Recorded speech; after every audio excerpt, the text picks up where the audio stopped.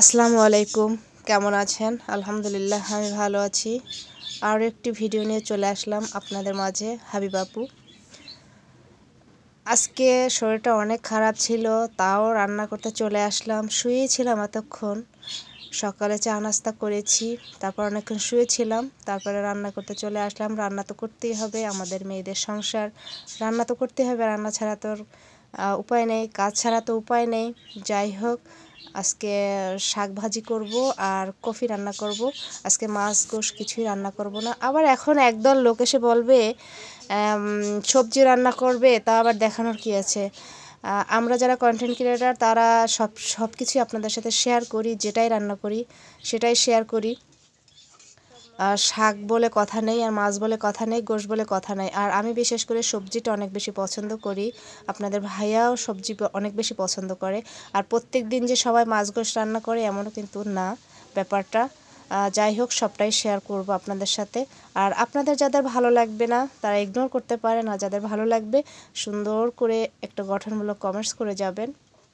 এতটুকুই আপনাদের কাছে বলা, এতটুকুই চাওয়া। এপাশে ভাতও বসিয়ে দিয়েছি, ভাতও হওয়ার পথে। আর এখানে শাকভাজি হয়ে গেছে, আর ওপাশে কফি তরকারি বসিয়ে দিয়েছি। রান্নাটা হয়ে গেলেই আমাদের গৃহিণীদের মনে হয় কাজ সব শেষ হয়ে যায়। আরও যদি থাকা হয় অসুস্থ তাহলে তো কথাই নাই। আর এর মধ্যে ভাতের মধ্যে একটা ডিম সেদ্ধ দিয়ে দিচ্ছিলাম, যে আপনাদের ভাইয়া বলছে একটা ডিম সেদ্ধ খেয়ে নাও, কিছুই তো খাওনি, তাই একটা ডিম সেদ্ধ খেয়ে নিলাম, সেটা আপনাদের সাথে একটু শেয়ার করলাম।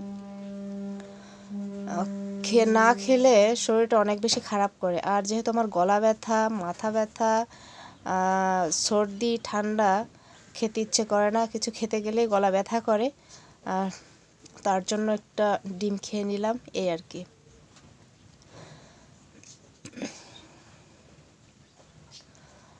আর এখানে তরকারিটা কষাচ্ছি, তরকারিটা হয়ে গেলেই নামিয়ে নেব। আর এপাশে তরকারি বসিয়ে কিন্তু আমি অনেক কাজই করে নিয়েছি, যেটা সবটাই আপনাদের সাথে শেয়ার করা হয়নি। আমার তরকারি কিন্তু হয়ে গেছে, গোসল নামাজ হয়ে গেছে, ভাত হয়ে গেছে, সবটাই আমার হয়ে গেছে, সব তরকারি কমপ্লিট। এখন বাইরে কিন্তু আজকে রোদ আছে, এই কয়দিন রোদ ছিল না একটুও, আজকে অনেকটাই রোদ আছে। এই যে বাহিরটা দেখিয়ে দিলাম, এক বালতি কাপড় ভিজিয়েছি, অসুস্থ তার মধ্যেও তো কাপড় কাচতে হবে, বসে থাকলে তো চলবে না। যাই হোক, সবটাই শেয়ার করলাম। আমার ভিডিও যদি ভালো লেগে থাকে অবশ্যই আমার পাশে থাকবেন। দেখা হবে নেক্সট ভিডিওতে।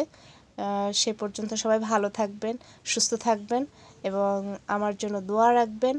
আমি যেন ছোট ছোট এভাবে ভিডিও আপনাদের সাথে শেয়ার করতে পারি, আপনাদের ভালো লাগার হাবিব আপু হয়ে উঠতে পারি। ধন্যবাদ।